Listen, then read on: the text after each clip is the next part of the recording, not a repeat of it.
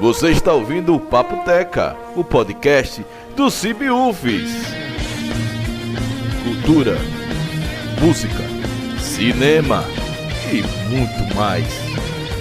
Conhecimento em forma de entretenimento. Seja bem-vindo.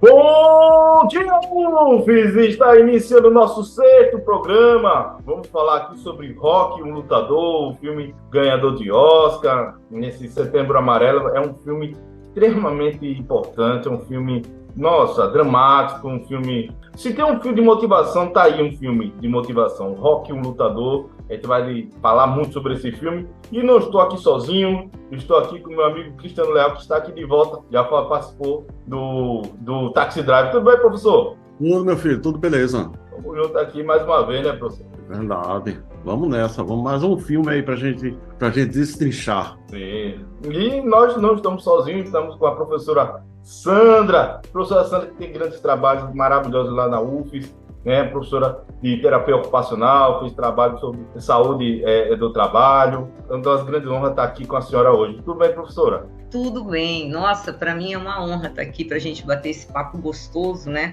De um filme tão importante.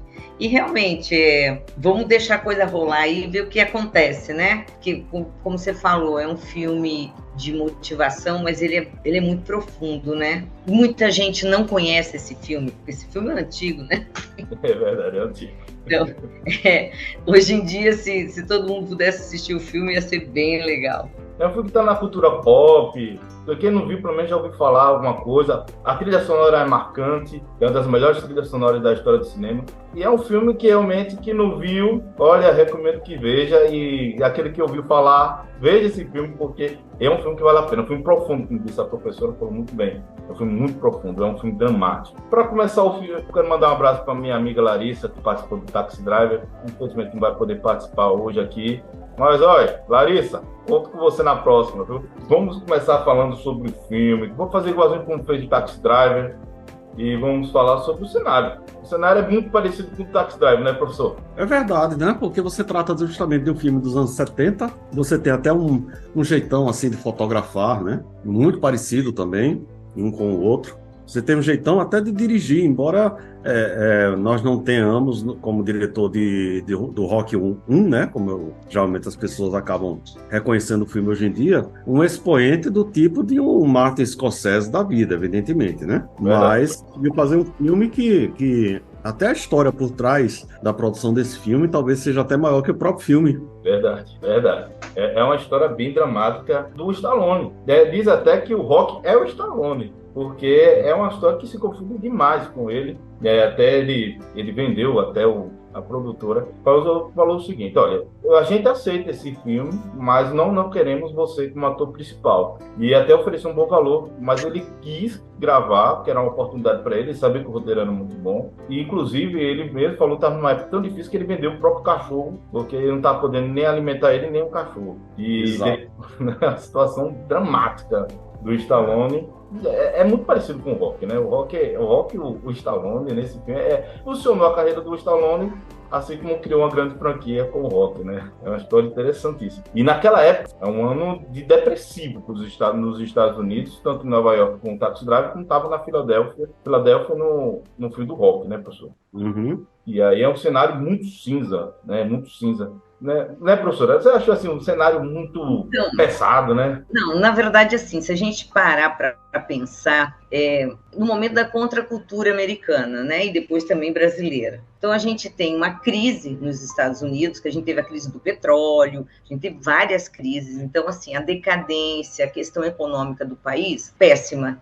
E quando a gente vê aquelas ruas na filmagem, a gente vê tipicamente a decadência de uma sociedade, o desemprego e tudo mais. Então, quando a gente vê a dificuldade do Stallone para poder vender o roteiro do filme dele e tudo mais, é porque o cinema também estava numa crise tremenda. Toda a arte, a parte de cultura. Então, a gente entender que foi um filme feito com poucos recursos, né? Um filme que ele teve que trabalhar em cima daquilo, quer dizer, tem algumas coisas épicas do filme importantes, algumas cenas parece um microfone, né? Então a gente vê que é um filme que não tinha dinheiro para refilmar uma cena.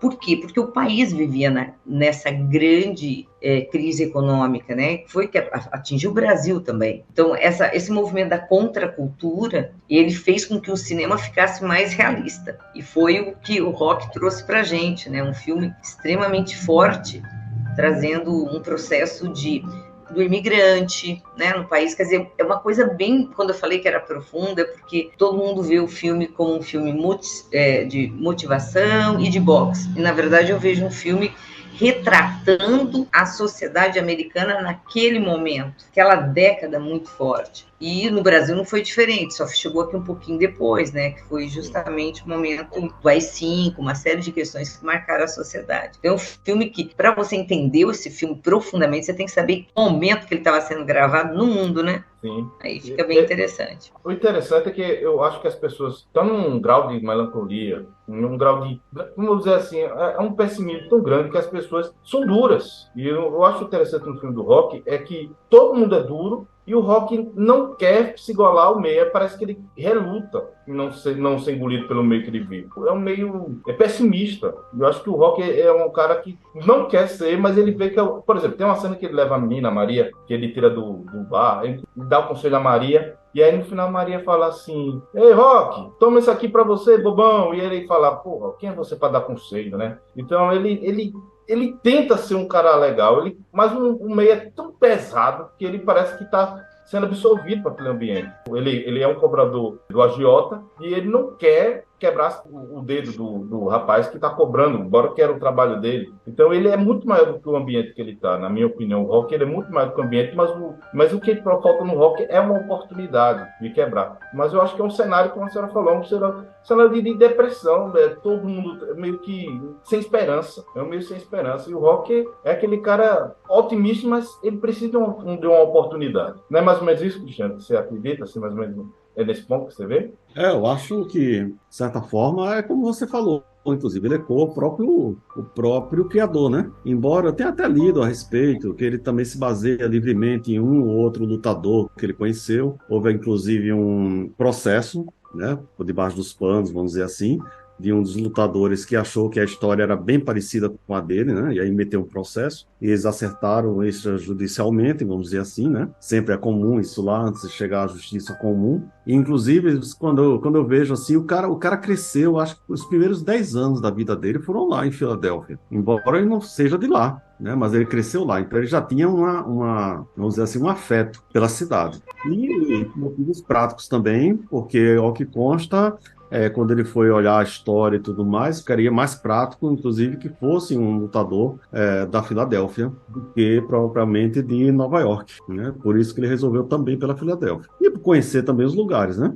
E é interessante que o senhor falou agora do lutador. Realmente teve um lutador que lutou com Muhammad Ali, e esse lutador desconhecido deu trabalho. E acho que, eu não sei se ele perdeu, deu muito trabalho ao Muhammad. Exato, exatamente. Eu acho que é esse mesmo que colocou o processo em cima do Sim. né? Porque ele aguentou firme não sei quantos rounds, né? Você tem que aguentar pelo menos 15, Sim. né? Para dar, vamos dizer assim, você tem uma derrota, você de qualquer jeito é derrotado, né? Mas você tem uma derrota digna. O outro demorou 15 rounds, às vezes inclusive a luta é interrompida por conta disso, né? E interessante também é quando eu li também que na dublagem aqui no Brasil, o pessoal lá disse que houve empate entre os dois. Mas, na verdade, quem é o Apollo. Se você pegar normal, você vê que quem ganhou foi Apollo. Não foi o Rock de jeito nenhum, nem empatou. Só que quando chegou na dublagem, eles colocaram empate. Cara, foi um erro assim, absurdo da Telecine. Embora eu amo a dublagem. Eu amo essa dublagem. O dublador do Rock é maravilhoso, que foi dublado até 96. Mas nesse erro da Telecine de dar empate, nossa, foi um erro grosseiro, porque o Rock, para a história do Rock, ele mesmo fala na cena do filme, dá todo o sinal, dizendo o seguinte: pô, se eu chegar lá e mantiver em pé até o final, para mim valeu. É por isso que antes do resultado, a gente vai chegar lá, mas antes de chegar ao resultado da luta, ele tá chamando a Adrian, porque a motivação dele maior é a luta, de chegar no final e falar, eu consegui. Porque, na verdade, quando a gente pega no início do filme, a gente, por exemplo, a gente pega a introdução e a conclusão, a coerência dela é maravilhosa, porque ele é um lutador de rinha de um local sujo, ninguém leva ele em conta, de luta suja, inclusive, o lutador, ele joga sujo, é um local, como disse, um local que ninguém valoriza ninguém respeita, e é uma cena que me dá uma agonia naquele início, é uma falta sabe, o cara é o vencedor, tá aqui o prêmio do vencedor, toma aqui o dinheiro, toma aqui a sua parte, até o cigarro que ele pede, o cara pega o cigarro usado e dá pra ele, é um cara derrotado, na verdade, como diz o próprio Stallone, é um homem derrotado, ele já é um cara derrotado pela vida, e no final, a coerência do início pro final é maravilhoso, mas antes de chegar no final, é bom a gente apresentar assim também essa relação, né, que o Rock tem com o Mickey, porque no primeiro momento que ele chega para ele se preparar na academia, existem dois momentos. Na hora que ele chega na academia, ele chega lá e nem o armário é dele, o armário é de outro lutador, e o Mickey diz, você é um cara que tem oportunidade, você poder ser um grande lutador, mas você agora é um cara que trabalha para uma agiota. E essa parte aí, o que vocês acham dessa parte que ele tem? Fala aí, Sandra. Tá ok. Ok, obrigada. Bom, eu acho que aquele momento, quando ele chega e não tem mais nem o armário dele, é o final, né? Alguém que não chegou, não teve sucesso e está na decadência de algo que já é decadente, tá? Primeiro, assim, foi uma coisa muito... Tava num saco as coisas dele, né? E quando ele tem aquela conversa ali, o Nick fala para ele que ele também não ganhou nada, fala de ser agiota, mas ser agiota num momento daquele, e a Filadélfia com todo o crime organizado, não era uma coisa que era só ele que fazia, mas foi muito mais o Nick falando com raiva do Nick mesmo, porque depois a gente vê lá na frente, né, outra cena, então assim, na verdade, é alguém que fracassou falando de alguém que está fracassando, né, então é pesado ali, é pesado, por isso que emociona, porque na verdade são pessoas que deram passos na sua vida diferente e eles não são abertos, depois que o jogo é aberto, né? Mas ali é a decadência, o outro decadente, e ali eu acho que foi o grande ponto para que o Rock tomasse uma decisão de que era tudo ou nada na vida dele, sabe? Porque ele não tinha mais opção nenhuma, ele estava na decadência do que era decadente. É verdade. Então, não tinha mais. Isso, não tinha. A casa dele, gente. A casa dele, né? Eu, como terapeuta ocupacional, analiso as coisas assim, né? Eu acho que a gente é muito o ambiente que a gente vive, né? E não necessariamente só as ruas sujas, aqueles prédios meio que abandonados, que aparecia, aquela moçada ali, quando ele pega a Maria ali e tal, que fica nas esquinas e tal, mas a casa dele, né? Aquela cena, a casa dele tá toda desorganizada, toda acumulado de coisas e bagunçado como é ele, né? Não, porque assim, eu acho interessante que ele sabe da situação dele, mas o olhar do Rock é um olhar que me deixa muito admirado, porque ele é um cara derrotado, mas ele não derruba ninguém. Por exemplo, ele vê na Adrian tudo aquilo que ela é, mas que ela nem ela mesma enxerga. A Adrian e o Rock é só um complemento incrível no filme, porque ele consegue ver ela bonita e ela não se enxerga bonita. Ele enxerga nela algo muito mais que ela é. Quando ele chega naquela loja de animais e chega a falar com ela, é aquela cena, ele querendo puxar ela, dar risada, querendo chamar ela, falar com ela, ele fala com o irmão, ele enxerga nela aquilo que ela não consegue ver. E é uma atriz que, inclusive, maravilhosa, porque ela é muito bonita. Ela fez o filme do Poderoso Chefão e tal. Ela é muito bonita. Mas aquele aspecto, aquela encenação dela, introspectiva, faz até você acreditar em um certo ponto que ela não é bonita. Então, é uma atuação maravilhosa. E é um personagem que casa muito bem com o Rock, com o personagem do Stallone. O que é que a senhora, por exemplo, professor, assim, a senhora vendo a Adrian, o que é que a senhora chega ali? O que é que a vida fez com ela? O que é que você, na sua interpretação? Primeira coisa, só queria te falar assim, uma coisa que é o olhar do Stallone, que é um olhar de gente triste, tá? O Stallone, ele tem um olhar triste. Mas o personagem Rock, para mim, é ingênuo. E a Adrian também, ingênuo, os dois. A Adrian é confundida como alguém que tem uma deficiência mental, só porque ela é introspectiva e ela é de uma sensibilidade. Ela é tímida. E assim, cá para nós, a paquera dele também é feia, né? Ele não sabe paquerar. Ele vai falando, ele não tem papo, né? A gente vê assim, quer dizer, e ela, então o olhar dos dois, e quando o olhar dela cai, né? Ela olha muito para baixo, assim, né? E ele continua falando com ela.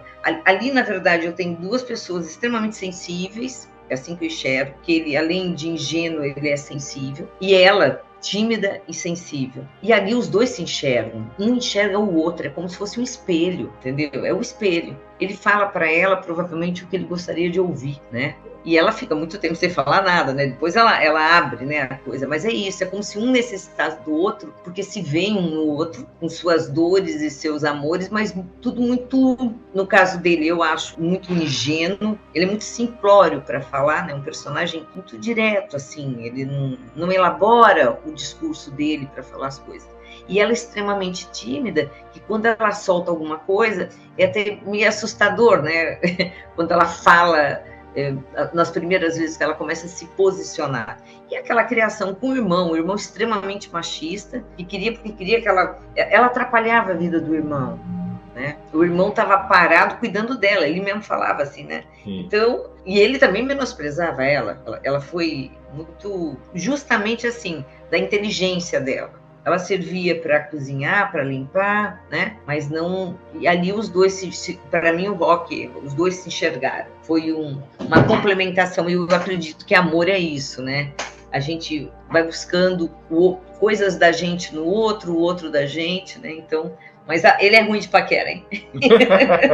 Horrível, ele é horrível. E você pensa até que ela não está dando muita atenção pelo erro que ele comete. Mas, na verdade, a gente percebe, mas não percebe, não é só a paquera ruim, é a timidez dela. Então, somando as duas, aqueles dois tinham tudo para não dar certo. Porque um não sabe falar e a outra é tímida, como é que vai chegar no lugar? Por isso que a cena do irmão exigindo que ela saísse, eu acho que se o irmão não desse aquela empurrão, não sei se ele saía, não. Aquela cena, inclusive, agressiva, né? Ele chega, joga o peru fora. Porque o Paulo é um personagem, assim, complexo. Ele tem uma atuação brilhante. Eu acho que o ator que faz o Paulo é maravilhoso. Porque ele ajuda realmente a irmã. Você tem que viver, sai de casa, ele joga o peru fora, ela chora, porque aquilo ali realmente choca a gente que está vendo. Mas se ele não faz aquilo, ela não sai com um golpe, né? Se ele não faz às vezes sair da zona de conforto requer uma ruptura, um empurrão.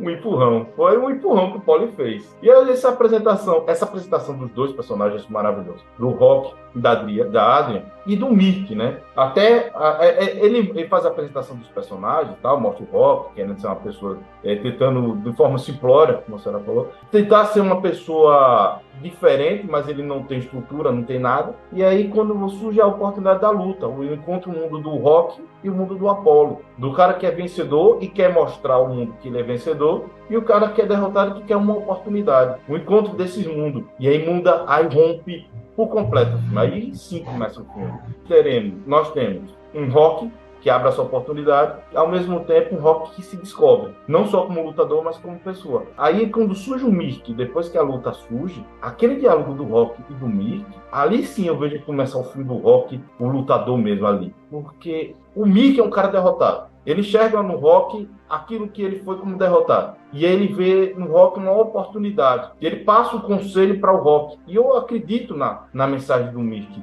E ao mesmo tempo, o Rock que tem agora o seu momento de vingança. De dizer para mim, você não me deu oportunidade. Você tomou até o meu armário. Essa cena, cinematograficamente, é o encontro do mestre e do discípulo. É mais ou menos isso, professor? Mestre! Fala, mestre.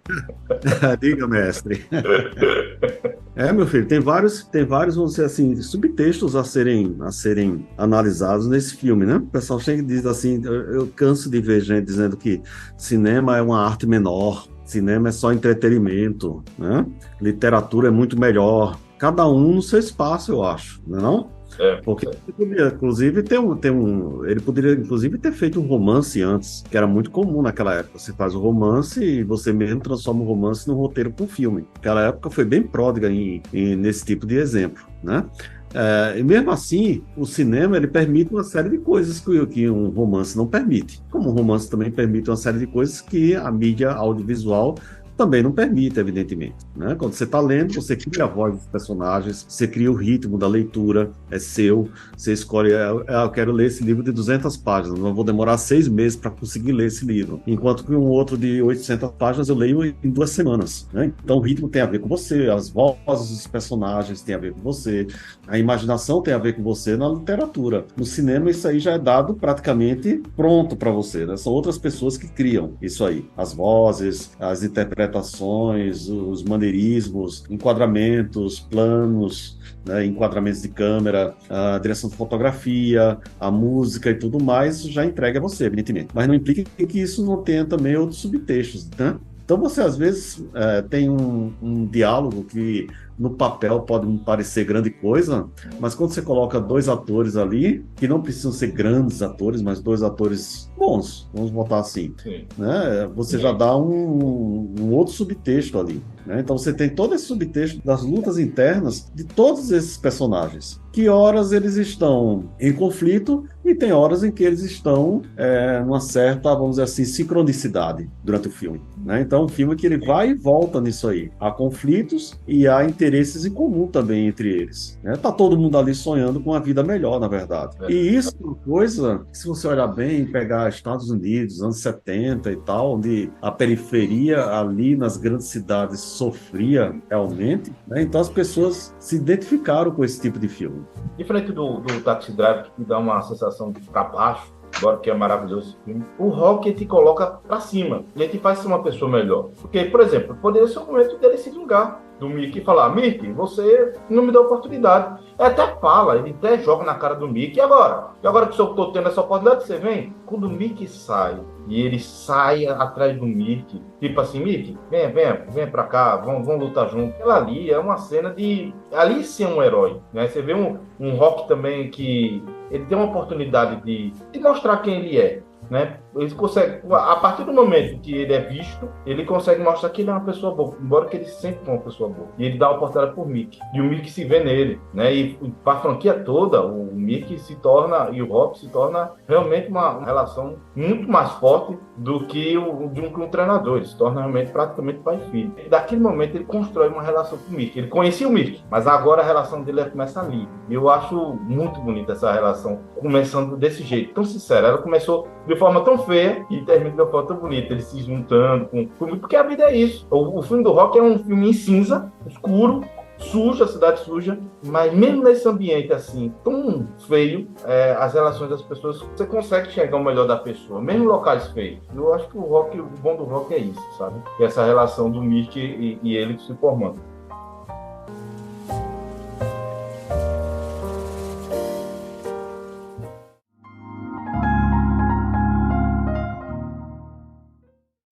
Bem, vamos detalhar o encontro aqui da Adrian e o Rock.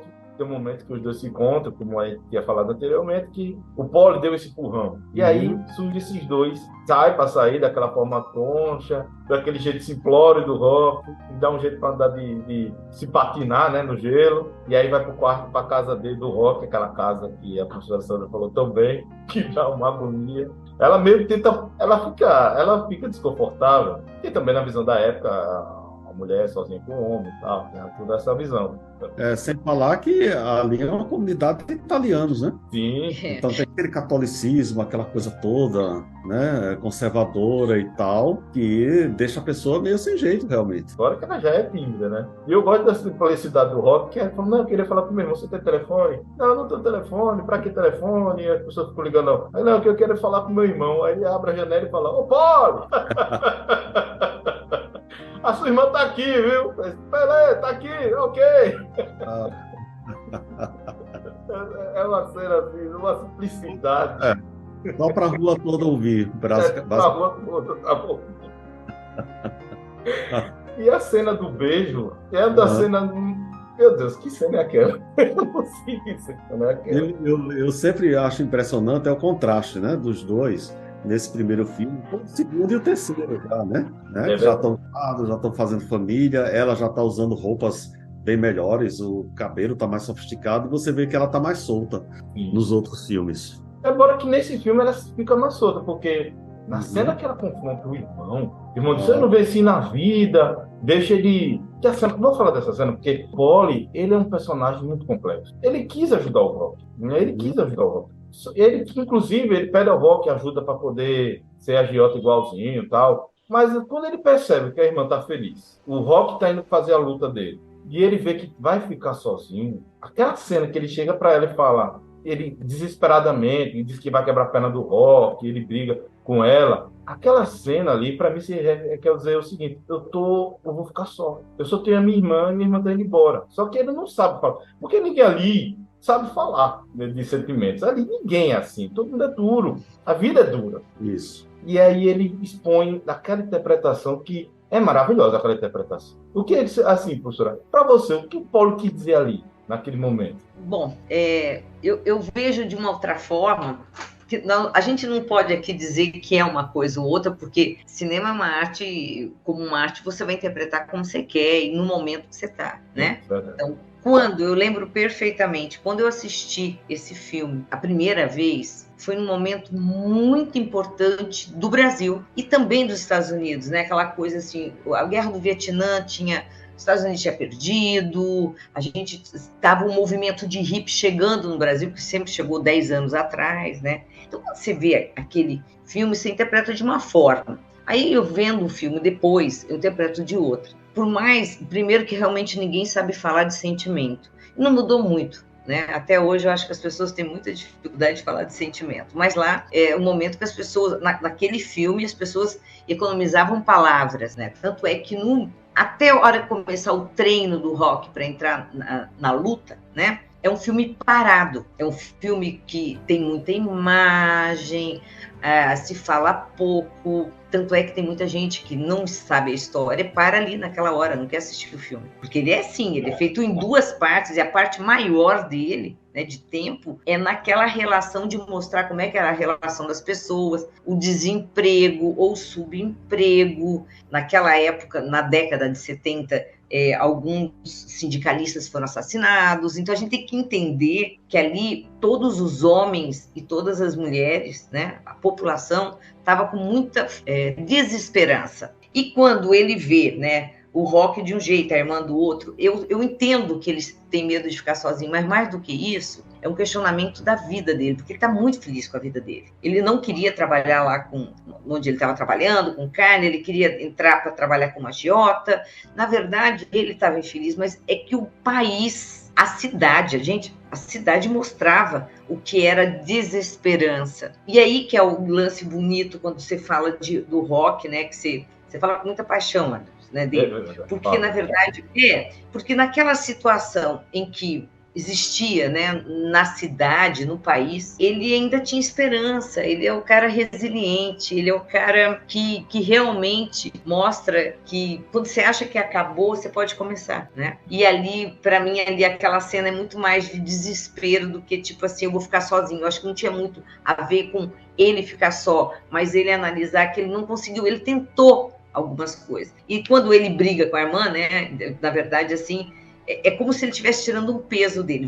Veja como eu interpreto completamente diferente, mas não é nem o certo nem o errado. Não é conforme a idade que você assiste o filme, a época que você assiste o filme, a interpretação é toda diferente. E acho que Rock representou muito o cinema da época no sentido de trazer uma outra, né? Não trouxe o romance, que nem o Cristiano falou da questão, né? Ele fez um filme diferente, porque era contracultura.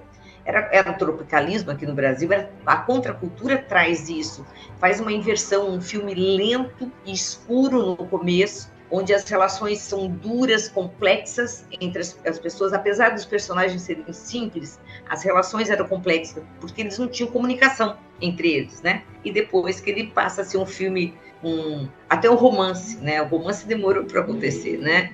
E aquilo que fala assim, a sociedade, a gente estava ali, era uma região de italianos e tal, mas pelo menos assim, que eu entendi, né, para a Adria, se ela ficasse ali, a vida dela ia mudar, né, quando ela ficou naquela porta da casa, né, antes do beijo e tal, que a vida dela ia mudar ali. Sim. E ela foi ousada, mais uma ousada, né, então são personagens ousados. tímido ou ingênuo, o que for, mas ousados. Ninguém ficou parado. É impressionante que eles aproveitam a oportunidade. O Rock da Luta, e ela teve a oportunidade de alguém que amava, né? Era Zogul.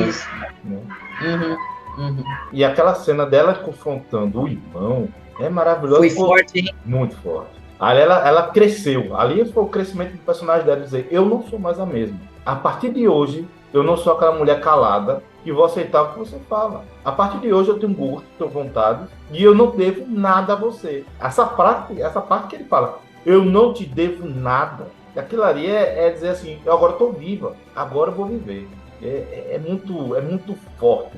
O Poli e o confronto da irmã. Nesse momento, o Rock é o coadjuvante nessa cena. Isso, É maravilhoso, porque o Rock ele é só o instrumento dos dois. E eu gosto muito do Rock, porque é o seguinte, meu irmão fazendo o que faz, o Rock sabe. Ele gosta do Poli. Tanto que depois o Poli chega e fala, olha, eu vou fazer publicidade, você, tudo bem eu fazer publicidade? Tanto que no final o cara falou, Rock, você vai ganhar o quê com essa publicidade?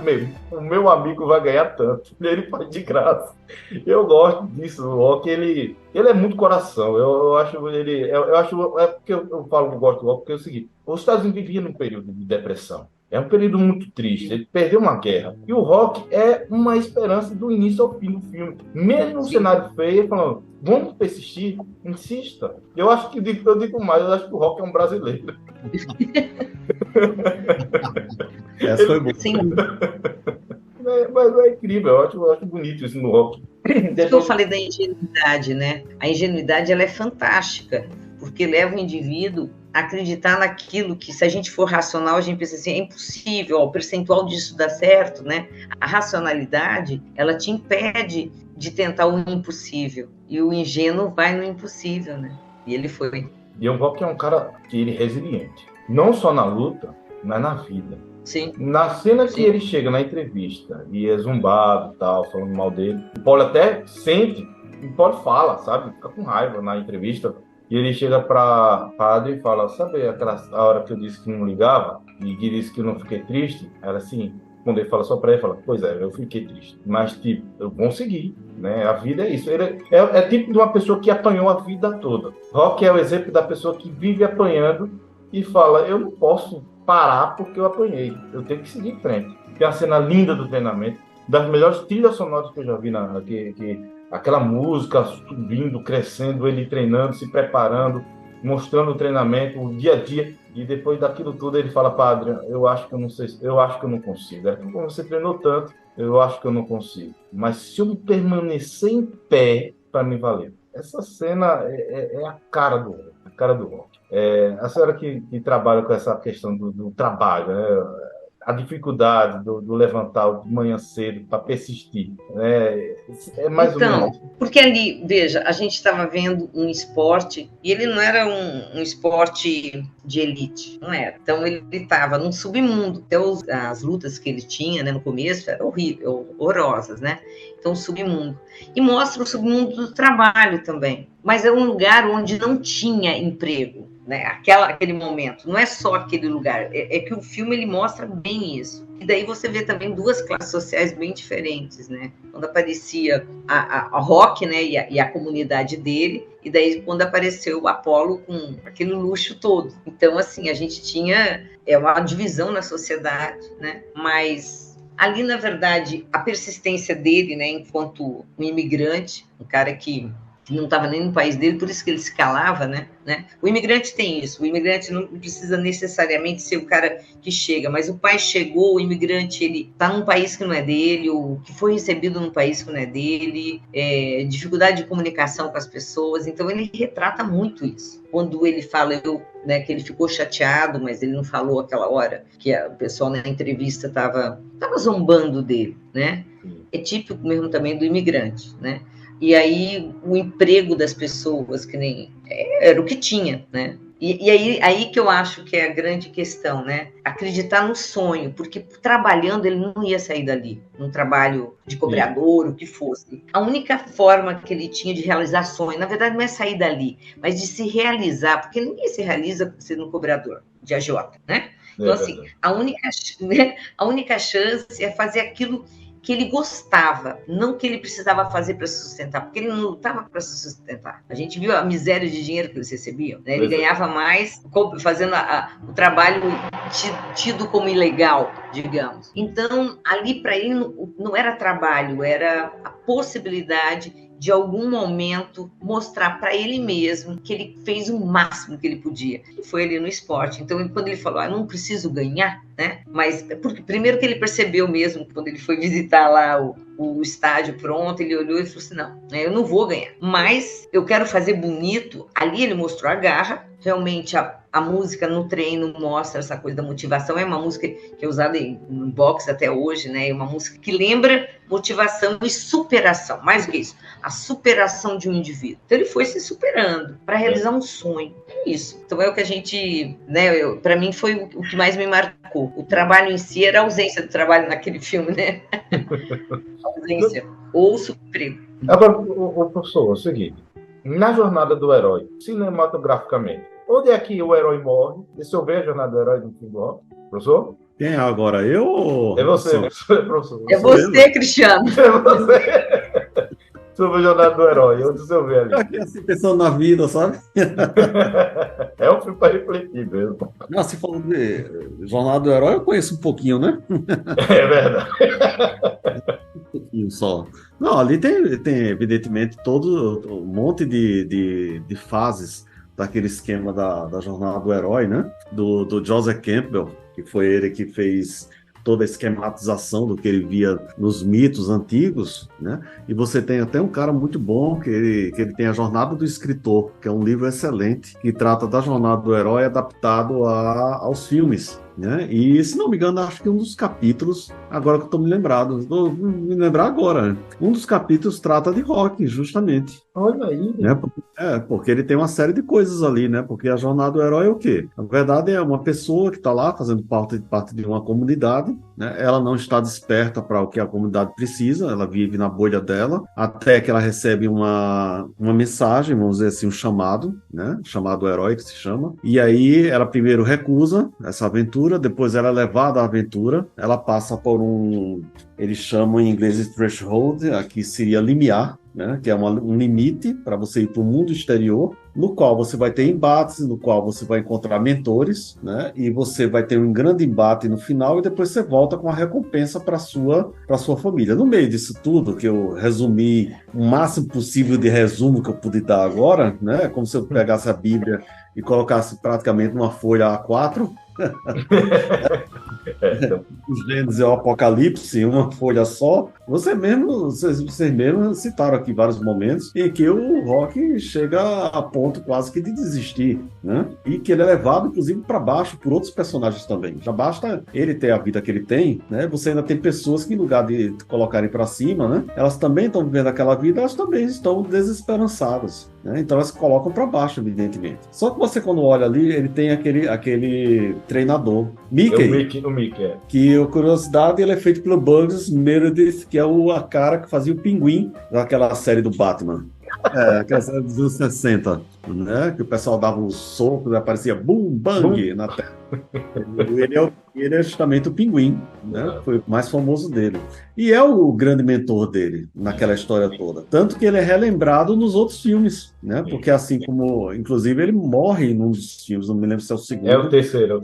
O terceiro, né? Sim. Que ele morre e depois, evidentemente, o ator viria a falecer também, né? E ele é o grande mentor do Rock, né? Então você encontra aliados, você encontra inimigos ali. E você vai para uma grande batalha, que é justamente o quê? A batalha final, né? Que é a grande luta. Assim como em Guerra nas Estrelas, a batalha final foi contra a Estrela da Morte, em Rock é justamente contra o Apollo, né? Mas principalmente contra o pior inimigo que o Rock tem até hoje, que é ele mesmo. Ele foi o seu pior inimigo. Ele não tá duelando contra um outro cara. Aquilo ali é um duelo contra si mesmo, contra as limitações que ele estava encontrando em si mesmo, contra as limitações do seu ambiente, né? Onde ele cresceu, onde ele se desenvolveu aos trancos e barrancos, né? Então ele está lutando contra aquilo. Não é só contra a sociedade, mas principalmente contra si mesmo. É aquela coisa, eu vou tentar ir até o 15º né, around, para ver se me aguento o máximo que eu puder, e ele consegue, como você falou, ele não tá nem aí se vai ser premiado, se o pessoal tá aplaudindo ou não. Tudo que ele chama é por ela no final. Coisa impressionante, porque o filme termina nessa nota altíssima, né, que é os dois lá abraçados, e aí termina o filme com aquilo ali e a fanfarra do rock chegando. Tudo que importava para ele ali aconteceu, pronto. Pronto, acabou, ele termina o filme ali, pronto. Não tem, como foi o dia seguinte? Eles foram comemorar onde? Não sei o que, isso pouco importa, você termina no auge. É como um outro filme que eu adoro, que é o Whiplash, que é um filme mais recente, do diretor do La La Land, que é a história de um baterista profissional. Ele entra numa escola de música, né, e ele tem que enfrentar um dos piores professores que eu já vi na história do cinema. É um cara tenebroso, sabe? Ele termina de um jeito assim, você diz, sim, mas o que aconteceu depois? Pouco importa, ele terminou na nota alta, né? Então o rock, ele faz essa coisa brilhante que é terminar na nota alta. E vocês pensando quanto tempo de rock você deve ter sido filmado e montado antes. Porque geralmente você monta um filme com minutos ou até horas a mais da versão final que a gente vê lá no cinema, né? Eu estava vendo até hoje, eu estava procurando por Stallone e encontrei um vídeo dele em que ele fala do Rambo. A gente estava até falando de Rambo, não foi? Foi. O Rambo. E ele dizendo que Rambo, a primeira versão, ele ficou aterrorizado quando viu. Ele tinha 3 horas de duração, né? E ele disse assim, tinha diálogos horrorosos, tinha coisas estrombólicas ali. E aí eu mandei o montador cortar o máximo possível das minhas falas. Ele disse, corte as minhas falas. Deixa o pessoal ficar mais em evidência, o pessoal tá caçando Rambo, as outras pessoas da cidade e tudo mais, e deixa o Rambo menos em evidência. Só no final que você coloca o Rambo em evidência. Verdade, é verdade. Ele quase não fala o filme todo mesmo. Exatamente. Ele só vai falar mesmo no final, quando ele desabafa. Né? Ele fala mesmo só em 2 minutos. Não aquele tá na mina e outra no final. Que ele conversa com o Trautmann, né? Quando ele surta, ele desaba de vez e ele fala, né, que ele se sente injustiçado e tudo mais. Porque o resto, as falas eram tenebrosas. E aí ele mandou cortar. Quer dizer, é um cara que quando você precisa, ele domina o ego dele. Quando ele foi fazer Rambo, ele já era alguém. Sim. Na vida do Stallone foi pra dar água pro vinho depois desse filme. Exato. E é um cara que entende de roteiro. Você pega o roteiro do rock e você vê aí. O pessoal fica, Stallone, porque ele fala daquele jeito, né? Deve ser um Zé Bocó. Zé Bocó coisa nenhuma, né? Ele produz os roteiros dele, né? E ele conseguiu uma coisa fascinante. Eu acho que ele é o diretor do Rock Balboa, né? Que é o 6º filme do rock. Se eu não me engano, é ele mesmo. Agora uma coisa ele veio, quando ele disputou o Oscar, dizem que o pessoal não sabia que ele tinha a boca torta, né? As pessoas pensavam que era atuação, né? Porque ele nasceu por fórceps e ele realmente teve uma paralisia numa parte.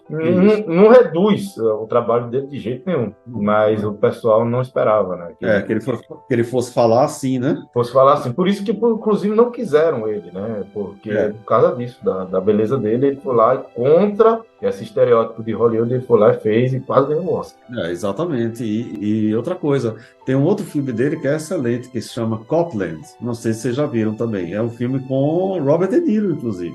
E o Stallone faz o papel de um policial. Um policial, acho que de fronteira. Copland. Uma interpretação fantástica. Ele duela junto com Robert De Niro, que não é fácil. Não é mesmo. E ele consegue fazer essa interpretação. É um filme muito interessante de se ver. Eu acho assim, eu não morro de amores pelos outros rocks. Um ou outro eu ainda gosto, o 4 eu acho tenebroso. Versão do cinema, como a versão que ele lançou recentemente, de uns 2, 3 anos para trás. Ele remontou o filme, né? E eu acho um pelo outro, eu não quero troco. Rapaz, é o seguinte, o Rock, em primeiro, é um primor. É um filme dramático, maravilhoso. Muito bom também. O último é um belo acerto, vamos dizer assim, é um belo fechado de ciclo para o primeiro, o último Rock. Eu acho que ele casa muito bem com o primeiro, do último. E até um filme mais simples, como é o primeiro. Exatamente. E tudo mais, mas é um filme mais simples. E que virou meme, né? E aquela cena que ele fala com o filho, né? Você encontra aquele discurso em tudo quanto é post no Instagram, o pessoal sempre colocando aquele discurso, que ele fala que o importante não é o quanto a vida te bate, o importante é quanto você aguenta. Exatamente. É muito coerente com o primeiro filme dele, né? O primeiro filme, de todos os filmes, é justamente o que é mais coerente mesmo. Embora o primeiro filme ele também faça um espelhamento muito bom com o segundo, né? Porque aí o segundo é quando ele já faz a amizade com o Apollo, né? Não, na verdade a amizade ele faz no No terceiro. terceiro. Mas Terceiro. o segundo é maravilhoso. O segundo também. É isso mesmo, é o terceiro que termina com os dois Lutando, né? Sozinhos. Isso, pronto, né? Então, E outra coisa assim, que eu gosto muito do Rock, eu sou mais chegado à parte mesmo de cinema, né? Certas ousadias que eles fizeram com um filme tão simples, por exemplo. Ele é o terceiro filme na história do cinema a usar o Steadicam. Embora todo mundo ache que ele é o primeiro, mas ele é o terceiro filme a ser produzido com o Steadicam, que é justamente aquele sistema de amortecimento de câmera, né? De estabilização de câmera, que é o mais famoso que tem. A canção do Tom Conte, o score do filme, né, a trilha sonora do filme, e que o pessoal fica achando que é do terceiro filme, que é a música, né, que é o Eye of the Tiger, né? Essa é conhecida no terceiro filme. Meu Deus, não, pessoal, essa aí é só no finalzinho do terceiro filme que toca. Essa música toca no final do filme, é verdade. Exatamente, e aí o pessoal tudo fica naquela coisa, não, já discutiram comigo isso. Eu disse, não, é só no finalzinho do filme, ela não tem nenhuma versão orquestrada, quer dizer, todo rock, ele começa com a fanfarra do rock. Vai fanfarra. Toda noite, assim,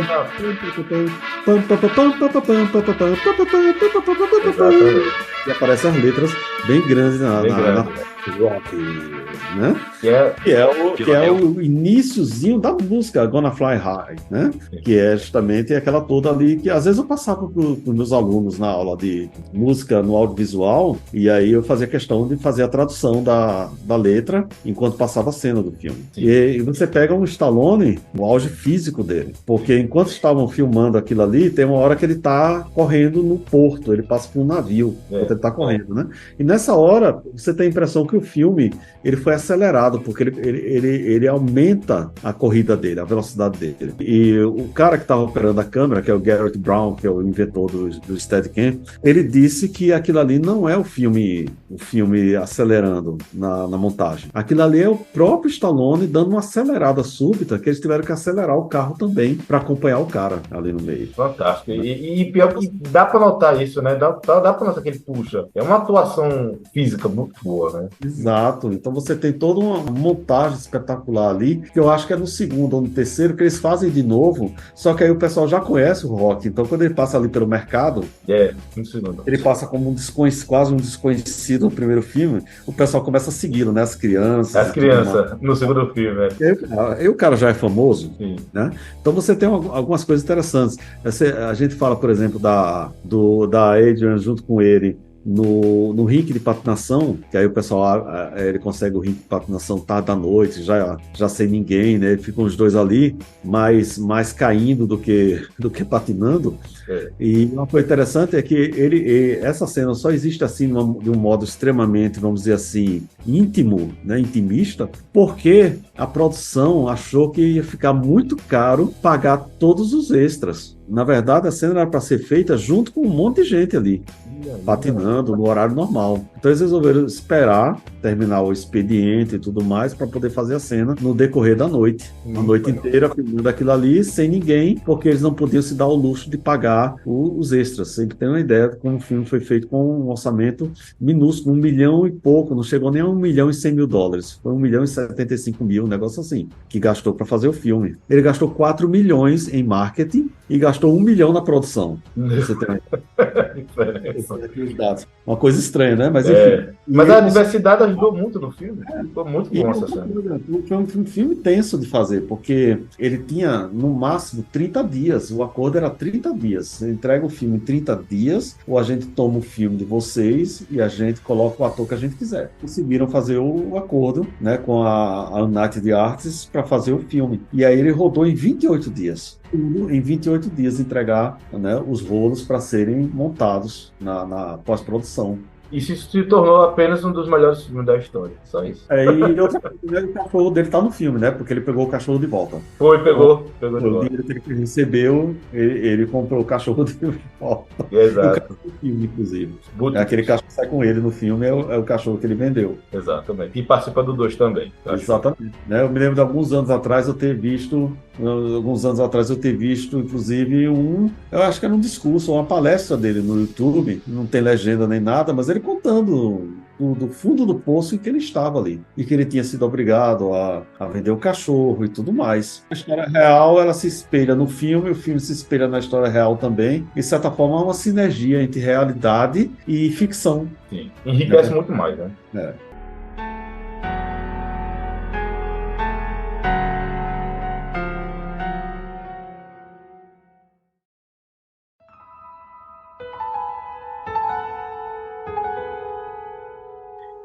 Rapaz, a gente falou aqui de todos os pontos, dentro e fora do filme, analisamos, né, menos a luta, porque o mais importante é o drama.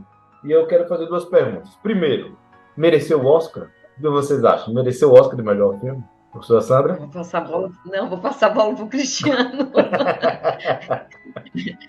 Tem alguém aqui que pode analisar melhor isso? É o Cristiano, porque eu vou analisar por um outro aspecto, né? Tá certo. Então, professor, a bola tá contigo. Sim, olha só. Quem é que estava concorrendo com ele mesmo na época? Me lembra aí. Taxi Driver, Os Homens do Presidente, Oscar de... Rock, Rede de Intrigas, Taxi Driver, Todos os Homens do Presidente e Bound for Glory, que eu sempre esqueço, mas é o primeiro filme a usar o Steadicam, né? Bound for Glory eu não vi, então não posso atentar. Agora, não sei, bicho, é difícil, sabe? Porque quando você olha assim, Network, Rede de Intrigas, é um filme espetacular, realmente. Embora não tenha envelhecido muito bem. O Taxi Driver a gente já sabe o que é, né? Sim. E Todos os Homens do Presidente é um filme espetacular também, importantíssimo. Eu diria assim que talvez Taxi Driver que devia ter ganho o Oscar em lugar do Rock. O pessoal fala muito, né? Fala muito. Eu vi os dois. Eu vou dizer uma coisa pra você. Taxi Driver é um dos melhores filmes da história. Tá? De Niro tá demais naquele filme. É uma atuação inacreditavelmente boa. Impressionante como De Niro tá, acho que é das melhores atuações dele. E mais interessante é quando você pega aqui e você descobre que o Scorsese não concorreu. Não. O filme dele concorre, mas ele não. Pois é. E o que ganhou foi do diretor do Rock. Aí eu acho injusto. Eu acho que a direção do Scorsese foi melhor. Você tem assim, por exemplo, melhor ator. Você tem Stallone, você tem De Niro, você tem William Holden, também um ótimo ator. Giancarlo Giannini por um filme italiano, que é o Pasqualino Sete Belezas, mas você pega o Peter Finch por Rede de Intrigas. O cara não dá essa atuação toda, a atuação dele é muito histriônica, quer dizer, você era para ser o Robert De Niro também. E o Taxi Driver é um filme injustiçado, na minha opinião, em muitos critérios. Menos melhor filme. Eu boto o Rock como melhor filme só pelo seguinte aspecto, pela época, o cenário da época, acho que em período de depressão, os Estados Unidos estavam numa época depressiva já nos filmes. Exato. Estava depressivo na realidade. E o sopro de esperança do Rock é um sopro de esperança, né? Pra, não só no cinema, mas na vida, né? E outra coisa, você tem um filme que ninguém dava bolas, ninguém dava mínima, e aí ele se sobrepõe aos outros, né? Ele se impõe, né?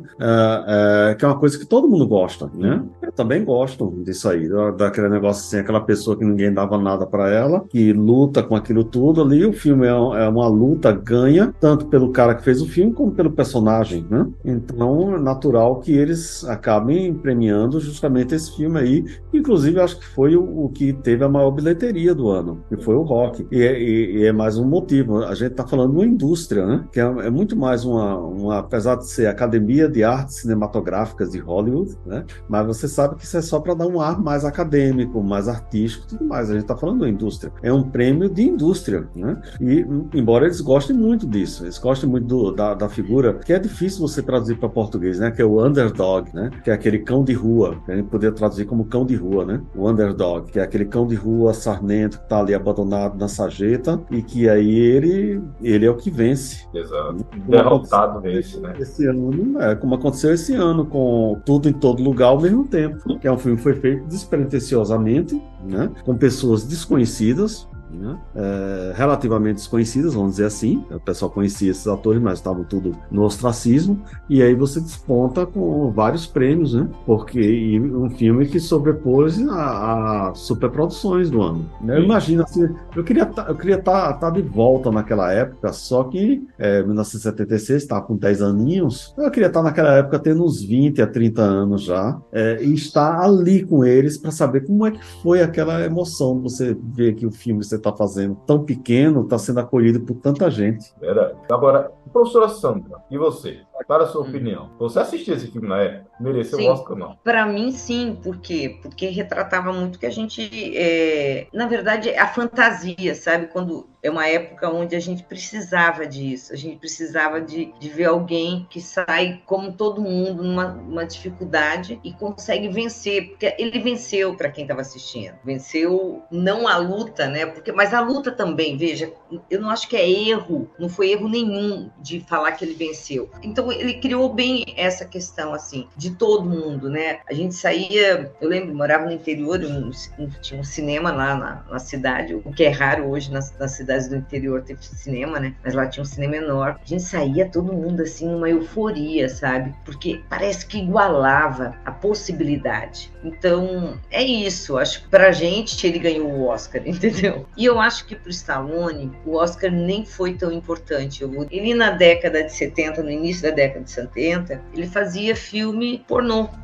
Então, assim, sem grana nenhuma, no desespero. Então, quando ele vem com a ideia, com o roteiro, para vender fazer em 30 dias esse filme, então, assim, foi no desespero. E tudo, no final, deu certo, e o sucesso de bilheteria, ele ganhou o Oscar dele. Porque a partir daí, ele ganhou tudo, né? Exato. Então, é isso. O diretor foi premiado, não foi um cara de grande sucesso depois, mas ele foi, né? Então, acho que é isso. Acho que não falo, deixei Cristiano realmente falasse tecnicamente das coisas, mas eu falo como alguém que viveu aquela época e o sonho do rock, né? Era emocionante. A gente tinha vontade de sair na rua correndo, sabe? A gente tinha vontade de fazer aquilo. É como se impulsionasse mesmo, porque, como eu falei, para mim é um filme que mostra a superação, que mostra a possibilidade de um sonho, né? De transpor de uma classe social para outra, porque foi o pobre que ganhou do rico, né?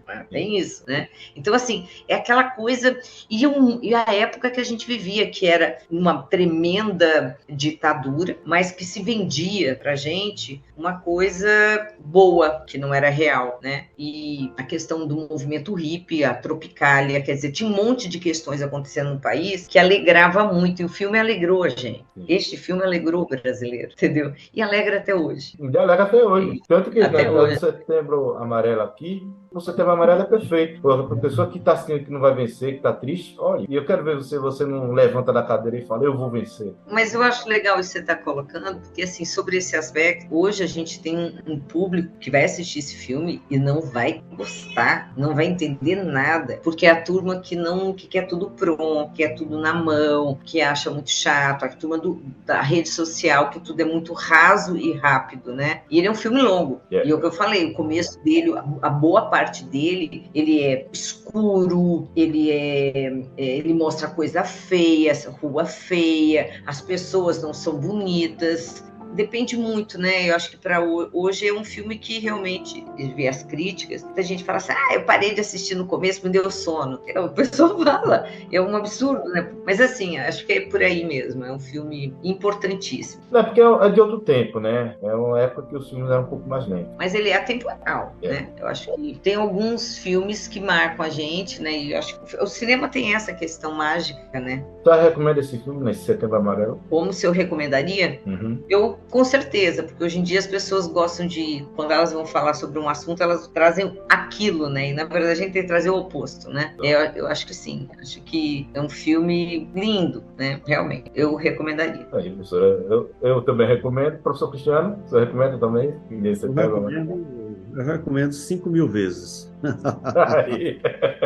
Então tá unânime. Nós estamos recomendando nesse Setembro Amarelo esse filme que traz muita esperança. Trouxe esperança, continua trazendo esperança. E olha, eu não posso, infelizmente eu não posso colocar a trilha sonora. Um dia eu tiver no Spotify, eu posso fazer uma nova edição com uma música no final, porque essa música não ganhou o Oscar, mas ganhou o coração de todos que assistiram. Olha, massa. Mas olha, eu quero agradecer demais a presença de vocês, né? Foi enriquecedor. Eu saio daqui muito melhor do que eu entrei. Muito obrigado, professor Cristiano, mais uma vez. Olha, vamos fazer outro filme, viu, professor? Já sabe qual é o filme que eu falei para o senhor.